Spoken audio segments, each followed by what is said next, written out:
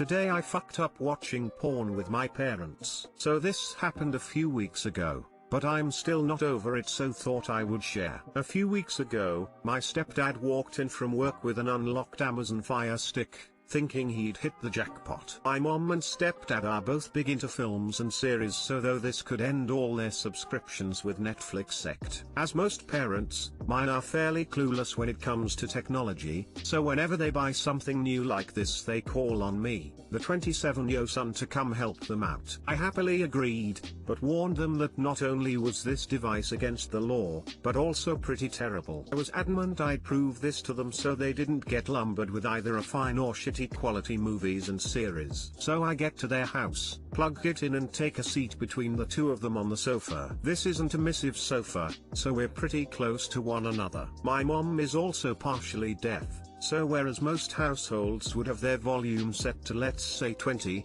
in this house, it's usually at around 50. Most of the time I'm there I can't hear myself think if the TV's on, that's how loud it usually is. Remember this for when shit hits the fan. If you've ever set one of these up before, you'll know they're pretty much plug and go, so I had it set up in under 5 minutes. I was asked to show them how to navigate to different parts with films, series ect. Thankfully, everything we tried to watch either didn't work, or was just unwatchable, so they were happy to just get rid. That was until my mom saw the live TV option, and asked if she could see the quality of that. Sure, why not? Again, it will be terrible and they'll thankfully be disappointed. I just put channel 1 on and straight away, Freeview was better, so that was that in the bin, it's going. I went to hit back to exit out so I could turn it off and get rid. I pressed the wrong button. I pressed channel down. Oh god. As soon as I clicked this button, it went to the very last channel. Live stream of Pornhub. Now is the time to remember how close we're sat and how loud this TV currently is. On the screen,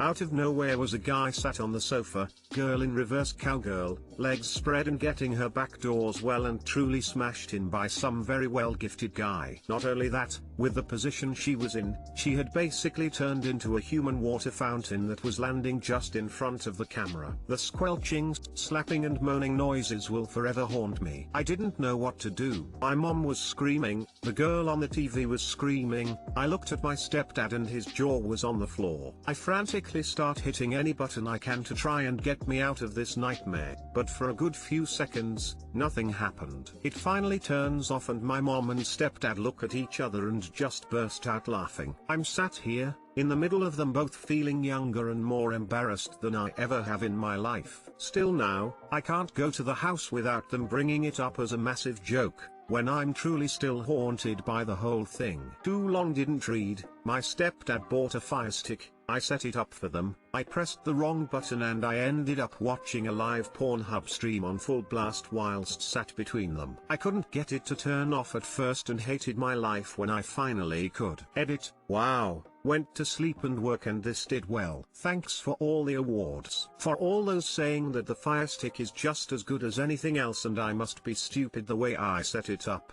1. A Fire Stick is good out the box with all the developed apps you can get. This however had been opened, and had third-party software installed so you could watch literally any channel, film, series for free. For example, here in the UK the Sky Sports package is pretty expensive, but it's all on there with no monthly subscriptions. The quality however isn't great unless there's a really good stream, which isn't likely. It also had brand new films that are not yet released to Netflix or anything. Again, you'd find the odd gem, but it's unlikely and frankly, not worth the time. 2. I didn't install these third-party apps. My stepdad had it off a guy in work who had preloaded it for him. I have had one of these before a few years back, which I did myself by installing Kodi and then further apps for that. I want to say Genesis. It worked a treat for me for a few months before it just became a pain in the ass. I used mine purely for live NHL as we don't get that much here in the UK. 3. I didn't install these apps. Therefore I did not put the porn on there. I knew it was on there from experience, and I knew to avoid it. I didn't however realize it was on the live TV option and the last channel for that matter. I'm glad lots of you were able to enjoy this story. Literally just make fun of your stepdad right back and remind him that it was him who brought the porn into the house. Edit. What in the holy yee yee?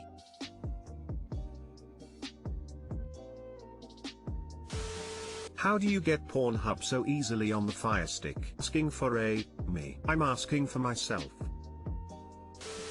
My mom was screaming, the girl on the TV was screaming. Paragraph cracked me good. Thanks for sharing.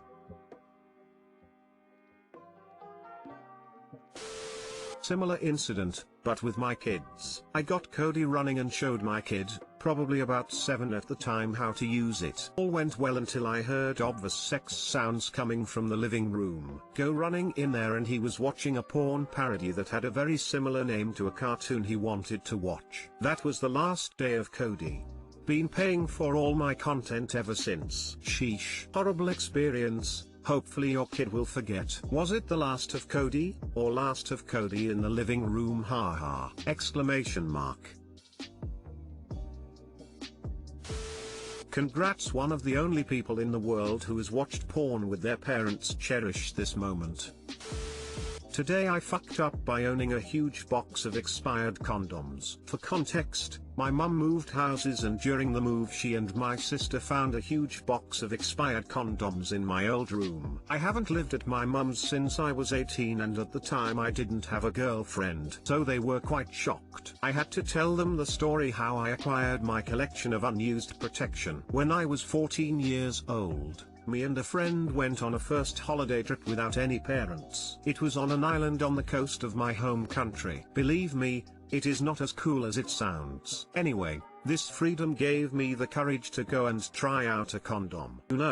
Because I want to be prepared for when the day would come. So I said to my friend that I would go to the store and do some groceries. On the island there are only 2 supermarkets and either one is on the other side of the island. Once I got to the store I was very nervous. I thought it must have looked very strange, a 14-year-old kid buying condoms. So I did the age-old trick of buying a pack of gum to seem less suspicious. Once I located the condoms I saw something I didn't suspect. It was a box with 12 smaller packets sealed inside. The cleric should have unsealed the packets, and I should have known this wasn't normal. But what did I do? I took the whole box. I waited a bit so the conveyor belt was empty, and so that no one could see what I was buying. There, a cute cashier that was a few years older than I was, greeted me with a smile, which soon turned in confusion and disgust once she saw the huge box of condoms. I just wanted to get out of there as fast as I could. She scanned the gum, €1.15 alright. Then she scanned the box,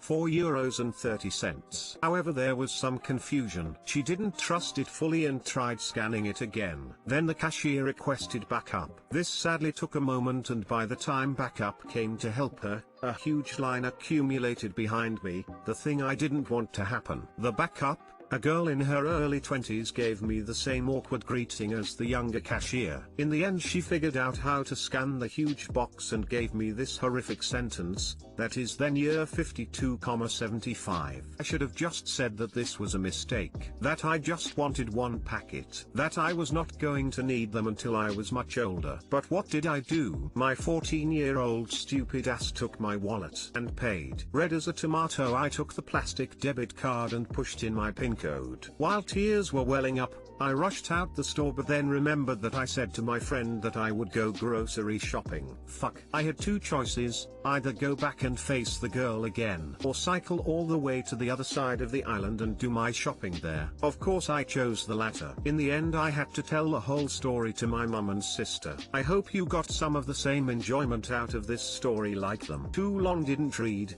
My mum and sister found out that I paid way too much for unused condoms when I was a kid. Too long didn't read. My mum and sister found out that I paid way too much for unused condoms when I was a kid. Beats paying for used condoms.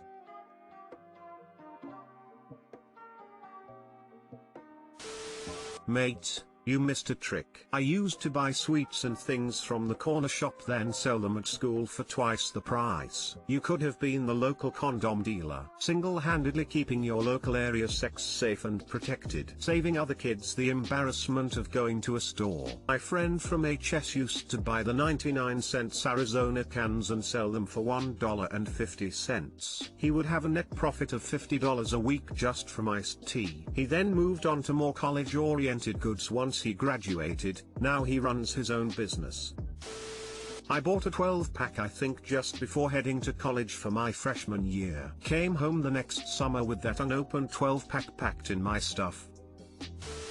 Here's a pity vote. Second-hand embarrassment hurts my soul. Thanks. Luckily it is already years ago but still get occasional flashbacks in the shower. Oh man, this is the stuff to keep you up at night. Brain would be like, you remember that time everyone knew you needed 200 condoms? Question mark. Today I fucked up by sleeping with a married woman. Obligatory, not today. However, enough time has passed and with anonymity, I should be able to tell this and remain unharmed. Around 12 years ago, I'd stopped in my local for a pint or two, to drown my sorrows. It was a great little place, typically frequented by the local uni students. Great music, good views and cheap beers. What more could a single man ask for? Halfway through Guinness No 2 I lock eyes with a lass across the way from me. She's there with another guy, turns out to be a work colleague, and she gives me a boat today I fucked up. I'll smile. Smile back. Shyness kicks in and I find myself very invested in finding the bottom of my glass. I'm not the sort of outgoing guy who excels in these situations. About 20 minutes later, colleague leaves and Alice comes over to me. This has never happened before, so I'm in a mixed state of smug and shock. But, play it cool, try to. Somehow my clueless, shy guy gambit really comes through and after a few hours we end up on a train back to Alice's house. After a quick train ride,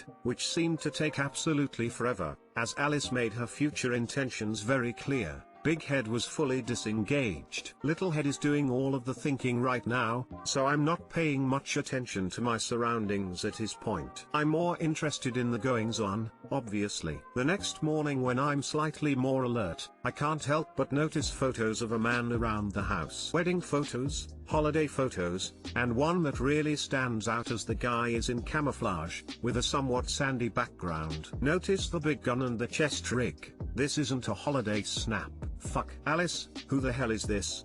That's John, he's not around these days. I try to press a little more, but Alice clearly doesn't want to talk about it. She just keeps insisting he's not around. Okay, either separated or dead. Alice doesn't want to talk about it. I'm not going to press the issue. No wedding ring or anything, so I guess I'm okay here. We keep seeing each other for 4 months and things are fucking great. Feel like the luckiest guy in the world. Finally things are going my way. Until Alice drops the bombshell. John is coming back soon. Wait, what? What do you mean coming back? He's been in Afghanistan with the Royal Marines, but his rotation is nearly done. Panic mode engaged. I've spent the last 4 months sleeping with the Marine's wife. Alice tries to ensure me that John is perfectly fine with these arrangements and isn't going to care that I was planning a future with his wife. Quickly out the door, saying my goodbye and don't fucking tell him. I'm going back to my single bedroom apartment, on my own, to hide under the bed for the next 12-18 months. Fuck. I found myself moving out of the area after 2 months. Fortunately I never saw Alice or John, so my head remains firmly attached to my shoulders. Too long didn't read, got into a relationship and found out 4 months later she was married to a Royal Marine, who was serving in Afghan.